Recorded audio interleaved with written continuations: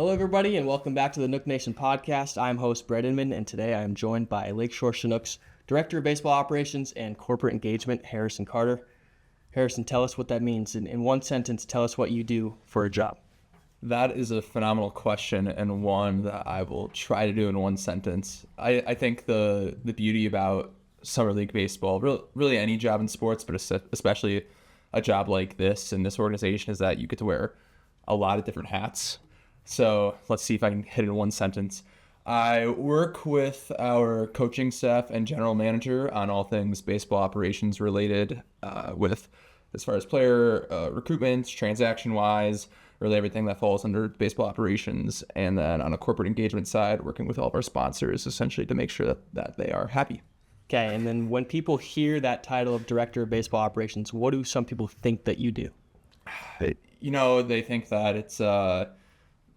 Well, some people... There it goes. There goes our flag. Oh, no. But it's okay. We're gonna keep rolling with it. Down goes the flag. Just have it in your imagination, I guess. Yeah. But, I think people think that, people that don't understand really with Summer League Baseball, they think that I'm, recruiting, professional athletes, I guess, and, signing them to contracts. I think that the players get paid, and that's not really it. It's more of recruiting guys, and it's kind of like an internship for the players, really. They're getting, they're looking for experience just like an intern would, I guess. So they think that it's a professional little thing. Obviously, there's tons of stuff in the off season, but walk me through a day in your life in the summer during the season. Yeah. So wake up. I always, set the lineup for the day. I'm always the one that sets the lineup. Work with our coaching staff, both Brian and Michael, on the inactives, making sure that everything's set up, making sure that we're not going to play any guys that are inactive and that sort of thing. Basically work through looking to see what players are arriving soon. If they're not, when players are leaving, making sure that the ones that are arriving, that they have a host family lined up. Basically just making sure that, if they don't have a car, making sure that they have someone can pick them up with a carpool, things like that. And then basically just helping to prep for the game, making sure that, the game day script is good to go, which shows everything that's being said by our PA and on-field host during the game. So that takes a good chunk of time a lot, is making sure that that's all correct and good to go, and that everything that needs to be said is being said. And from there, it's a lot of just, putting out fires and seeing how each day goes, kind of. From first pitch to the final out, what's that look like for you to maybe sit back and relax and enjoy it a little bit more, but also make sure everything's going smoothly? Yeah, so it's a little bit of both. I mean, luckily for me, a lot of the baseball operations things that need to be done are done pregame. So right. On that front, things are relatively smooth sailing. There's sometimes Brian or Michael might need me during the game for a question about a rule or something like that, and I'll try to answer to the best of my ability. But during the game, it's a lot of I go back and forth from the stands, asking any sponsors that are here if they're happy and everything, making sure everything's going well, making sure that the interns are all, doing what they're supposed to do, seeing if they have any questions about anything. If there's a big, rush at the concession stand, I always try to go back there and to see if, if anyone needs any help with anything. So it's kind of being a jack of all trades during the game, I guess. That's what people see a lot in sports, I think, is the other duties as assigned role. Correct. What's the craziest thing that you've had to kind of put yourself in a different pair of shoes and do on a game day, maybe? Sure, yeah. Well, I'll answer that with something I had to do when I was an intern. I spent a summer out in Washington, D.C. with the Washington Nationals. So one of their partners is Cutwater. So I had to, one of the Cutwater representatives was running late to the game, so I manned the Cutwater sampling table for 45 minutes, and people would ask me questions about the product. I was like, I don't really know. I'm just I don't really know. I'm just an intern here, and the Cutwater person will be here in 45 minutes. Look at that. That's hilarious. Yeah. One thing fans might not really understand or really grasp fully is how a Northwoods League roster is put together. Can you take us through that a little bit? Yeah, sure. So there's 4 main types of contracts, I would say. There's others, but the 4 main types, so there are temporary contracts, there are first half contracts, second half contracts, and full contracts. So full contracts are obviously for the full summer. First half contracts for the first half, second half contracts for the second half, and then temp contracts are basically a minimum of 10 days they have to be on the team, and then from there we can kind of do as we please with them. We can if there's they kind of help on the front end of the season, I guess, when a lot of the guys that you're waiting for are still playing college ball, right, the College World Series, or if they're going far in their JUCO tournament. They're the guys that are kind of like the stopgap, I guess. So they help us when we need to kind of put bandages over the roster a little bit. And when does that construction begin in the off season?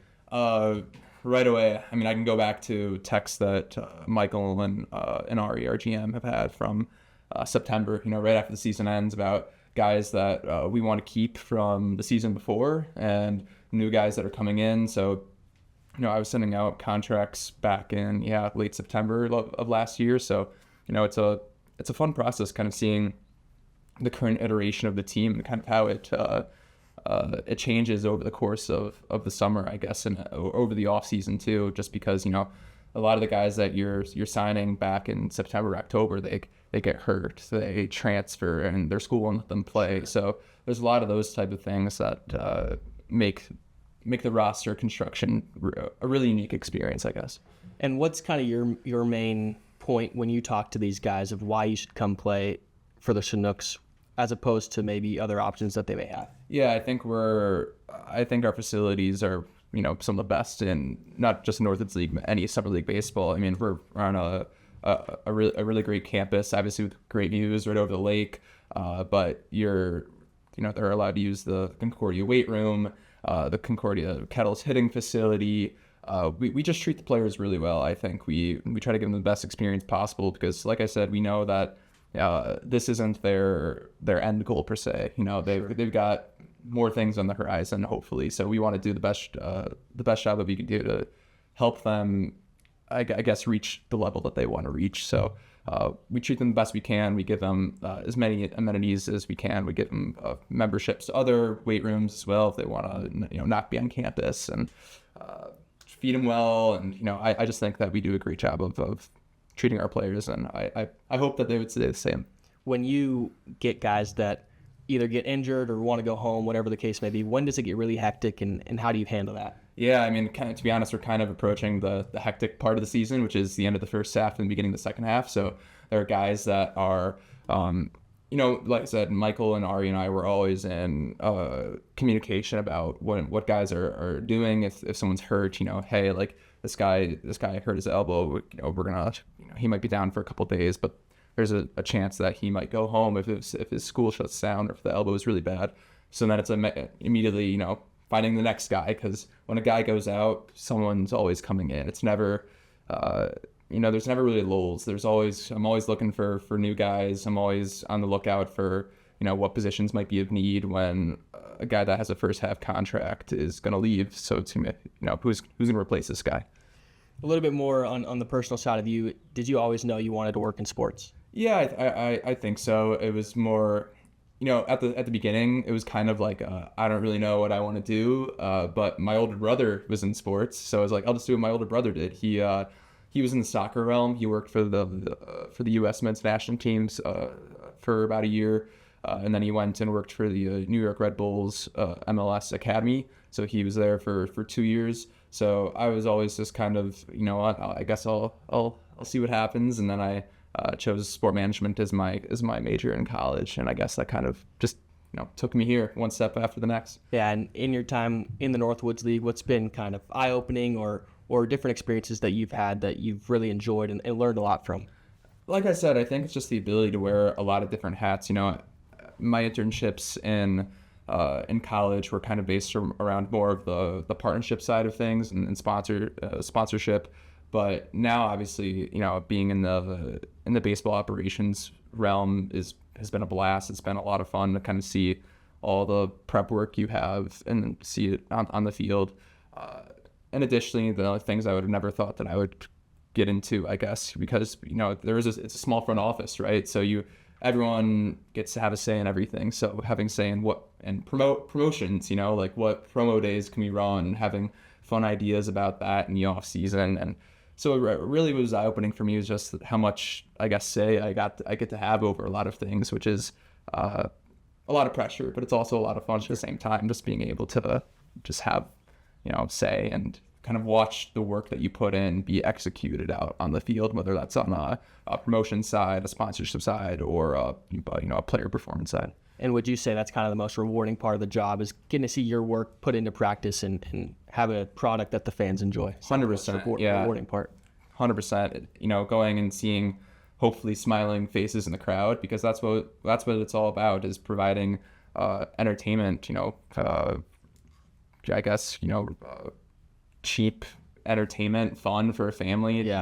Affordable, trying to just provide a service for the fans in the area, and hopefully giving them something to do in the summer, because there's a lot of things that are very expensive to do as a family of four right now, and we're trying to be one of them that's not that expensive. So being able to go into the crowd and see people smiling, having fun, kids on the kids zone, enjoying a hot dog, things like that, it's a lot of fun. What advice would you give to somebody that's trying to break in the sports world, maybe a recent college graduate or somebody like that? What advice would you give them? Be open to anything.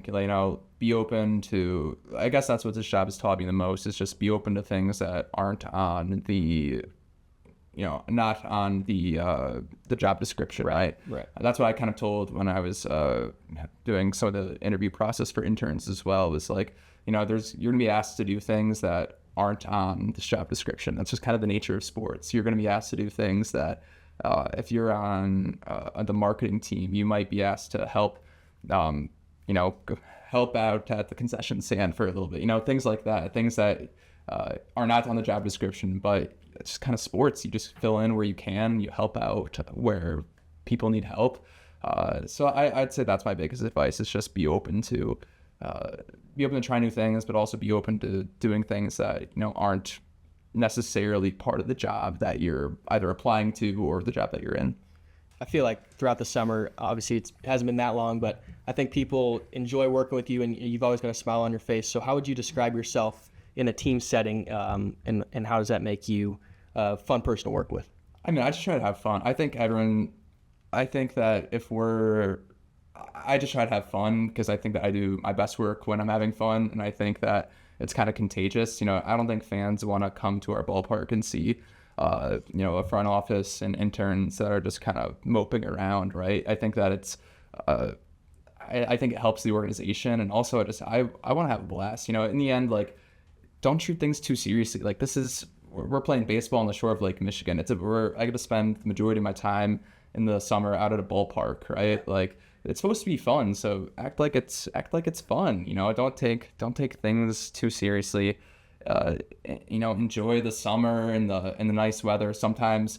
But yeah, just and try to enjoy things and have fun. That's what I'd say. When people are coming to the ballpark, obviously there's new fans, and then there's sometimes the same people every game. Yeah. What do you say to those faithful people that come and get autographs, and the smiles that are on kids' faces? Like, how fun is that for you to see? Oh, it's fantastic. I mean, that's the goal, right? Is to have someone that maybe comes here one time, and then have them to be someone that comes out a lot of times, right? I think that's the name of the game, is to create an experience that families and especially kids, that's kind of what we focus on, is making sure kids are having a great time. If the kids are having a great time, that means that they're more likely to tell their parents to have them come out to the ballpark the next game, right? So if we can do a good job with having a good experience for families, and making sure that our players are giving out the autographs, and making sure that our food is good quality and things like that. I love seeing people that are coming out to the ballpark a lot of times. And for somebody that hasn't been to a game, why should they come to a game?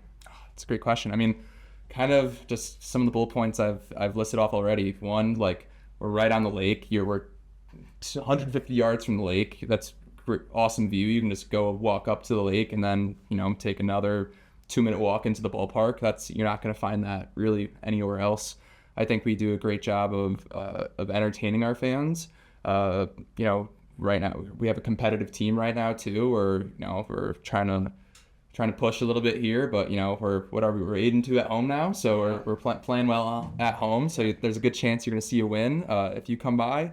But yeah, I think it's just a mixture of everything, right? We're in a great spot. Our front office and interns are phenomenal. Really, everything about the organization just screams to me like, you know what, you got to come out and experience it. A little bit of rapid fire, some fun questions for you. What's your favorite promotion that we're either already have done this summer or are going to do in the future? I mean, like on the field? No, like promotion day. Yeah, promotional day. Yeah. Oh man, that's a great one. That's it. That is a phenomenal question. I love Bucks Night. Bucks Night's always fun. Where Bango and friends come by. Yeah. That's always a great time. We always have like one of their DJs help us with on-field hosting, and there's always games. And we've done Bucks Night the past 2 years, and we'll do it again this year, which is the last day of June, I think. So it's a Bucks Night's a blast. Very nice. What's your favorite memory with the Chinooks? Oh boy, favorite memory with the Chinooks.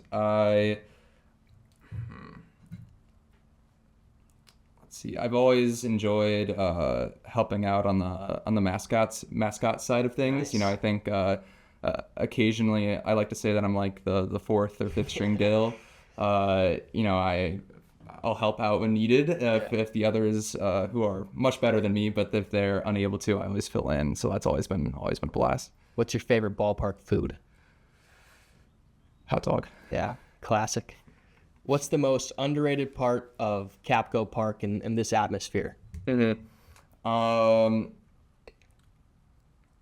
I'd say our on-field promotions are a lot of fun. I think they're entertaining. They're silly. It's a good stopgap in between the game. All right, last thing that I'll ask everybody throughout the summer before we get into trivia, which we'll cap it all off. And what does it mean to be part of Nook Nation for you? Being part of Nook Nation is just, it's obviously like, it's an organization that this is my third year in here, so it's, it's a great community, I'd say, first and foremost. All of our front office and all of our interns and our players and our coaches and everyone in between, it's a great community. Being part of Nook Nation just means it means a lot to me. It means obviously a place to work, but also a place to have fun as well. I enjoy what I do. I have a blast being here. So, it's a mixture. It's a mixture of work and fun. That brought up something that popped in my head of where you started in the organization and where you're at now. Yeah. What was the title when you started, and how have you worked toward the position you're in now? Yeah, so I graduated 2 years ago in the summer of 2024 from Xavier. I knew I wanted to come home. Didn't really know what I wanted to do, but through some connections, I got in touch with our old general manager here, Eric Snodgrass, at the time. So I was taken under his wing for that summer. I was the assistant to the general manager, so I helped him out on kind of the operations side of things. That's where I first kind of got my taste of baseball operations, was working with him, and everything from interacting with sponsors and kind of everything that he did, I got a taste of. And then from there was hired on full time. Was more in like the tickets and sales realm of things, but also helped out on the player side too a little bit. And then after this past season, I was promoted to director of baseball operations and corporate engagement. So Very kind nice. of a fun track, I would say. But yeah, nothing like graduating, and then I think like 4 days later it was opening day, and I was like, I have no idea what's going on. But it was a blast. That's crazy. All right, we'll get into our trivia segment now. I'm going to hide my computer because I've got my answers. But we'll go easy, medium, and hard. Okay. And easy, I hope. How many different states do Northwoods League teams represent / countries? Oh my goodness. This is actually going to be interesting. So we got Wisconsin, Michigan, Illinois, Indiana, North Dakota, South Dakota. Or wait, is there just one Dakota? No, just North. Just North. Just North. So okay, Sure. 6. Well, Canada. Right. Did you say the border states? Did I? Wisconsin border. I think I said. Did I say Michigan? I said Michigan. Yeah. Oh, I did not say Minnesota. There you go. Okay, that was bad. I knew I was missing a bad one. Am I missing any No. outrageous? Okay, that's it. That's it. Okay, I'll take that as a win. Yeah. 7 states plus Canada. 7 plus Canada. Yep. Okay. I can't. Why didn't I say Minnesota? I was too busy thinking about the ones on the borders. That's all right. Do you know how many Northwoods League teams there are? 26. That's right. Yeah. 26 with the Mud Puppies this year. Puppies. 2 more next year. Right? 2 more next year. Yeah. One in another one in Michigan, and then the Field of Dreams team. Dyersville. That'll be really fun. Yeah, for sure. All right, last thing. There have been 21 Chinooks to go on and play Major League Baseball. Name 5. Okay, we've got Harrison Bader, Owen Miller. We've got Luke or Lake Backer. We've got oh boy, why am I blanking on these? I literally like him. Oh boy, hold on here. We're gonna get this. We're good. Because I'm thinking of like our Hall of Famer, Brian Anderson. And we'll go. I'm trying to think of some of the more recent ones. Luke Raley. There we go. Nice. Some more to stay with you. Alex Young. Yeah. Zach Lowther. Yeah, Did you say Owen Miller? I did say Owen. Yeah. Max Kolosvari. Yeah. Nice. Mm-hmm. Look at that. All right. Well, Nothing like it. Yeah. 3 for 3. Rich, hopefully some new ones soon. There's a couple guys that are hanging out in AA, AAA that might get the call up soon. So For sure. be on the lookout on our socials. For sure. Well, thank you all for watching. I'm going to work on getting some better tape so you have a better background, but that's okay. Thank you, Harrison, for coming on. Thank you so much. I really appreciate it. It's fun. Yeah, if you haven't been to a game, come out to a game. And once again, thanks for listening. I'm Bret Inman saying have a great day.